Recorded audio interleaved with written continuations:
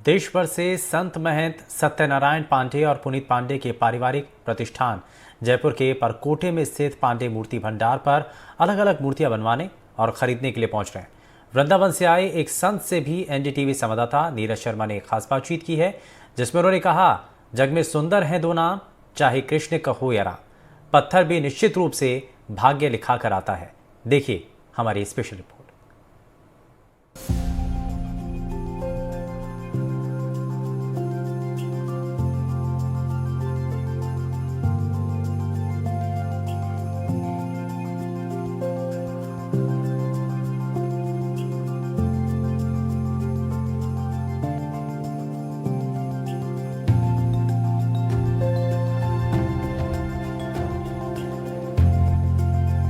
जयपुर में वृंदावन के कुछ संत भी मूर्तियां देखने के लिए आए हैं। मथुरा दास जो हैं ये भी यहां पर आए हैं और पुनीत जी के साथ में मूर्तियां देख रहे हैं और भगवान श्री राम की मूर्ति के साथ ही यहां पर भगवान श्री कृष्ण की मूर्तियां जो हैं वो भी मौजूद हैं। कुछ मूर्तियां इन्होंने भी पसंद की हैं, तो संत महात्माओं से ही हम जान लेते हैं कि इन मूर्तियों में क्या उन्हें पसंद आया और भगवान श्री राम की भव्य जो रामलला की मूर्ति है उसकी प्राण प्रतिष्ठा 22 जनवरी को होने जा रही है, उसमें क्या खास रहने वाला है, संत महात्माओं के लिए कितना शुभ दिन रहेगा। राधे राधे, हरे कृष्णा।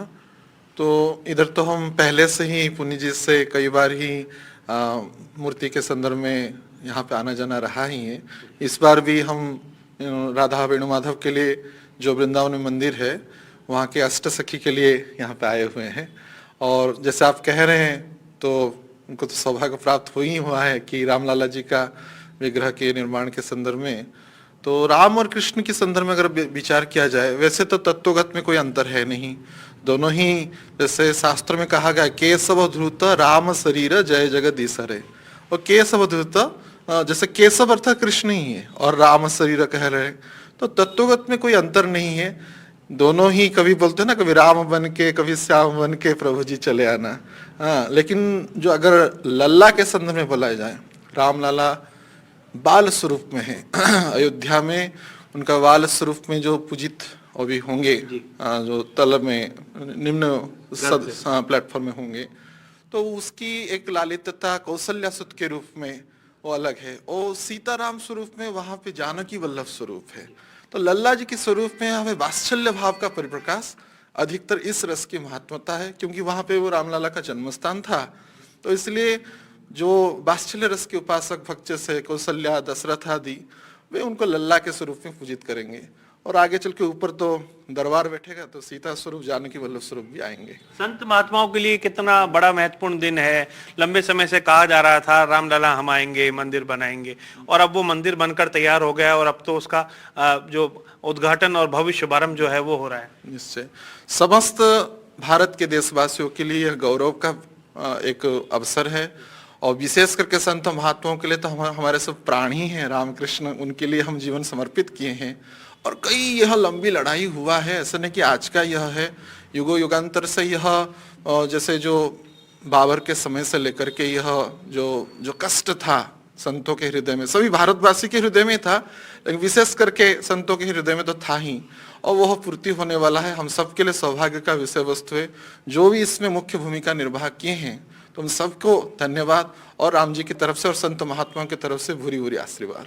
जयपुर में गोविंद में 5000 साल पुराना विग्रह है। तो वो जब मूर्तिकार के द्वारा और आचार्य संत मंडली के द्वारा, मूर्तिकार तो निर्माण करते हैं, आचार्य उसको प्रतिष्ठित करते हैं, तो युगों युगों पर्यंत पूजित होते हैं। निश्चय पत्थर ही वैसे पड़ा रहता है तो कंकर कहलाता है, वही जब आकार में आ जाते हैं तो शिवलिंग कहलाता है। वैसे ही रामकृष्ण उस पत्थर से स्वरूप में बनेंगे, लल्ला जी आएंगे रामलला, तो वैसे युगों युगों पर्यंत पूजित होंगे। तो ये थे महाराज जिन्होंने बताया कि किस तरीके से भगवान श्री राम और श्री कृष्ण दोनों जो भक्ति है, दोनों की भक्ति की जाती है। विष्णु के दोनों अवतार कहे जाते हैं, लेकिन महत्वपूर्ण ये है कि ये सौभाग्य जो है वो जयपुर के इन मूर्तिकारों को मिला है, जिनकी ओर से, जिनके परिवार की ओर से राम मंदिर निर्माण में ये महत्वपूर्ण भूमिका निभाई गई है। जयपुर के लिए और राजस्थान के लिए भी ये बेहद गौरव का विषय है। कैमरामैन सुशील कुमार के साथ नीरज शर्मा, एनडीटीवी, राजस्थान, जयपुर।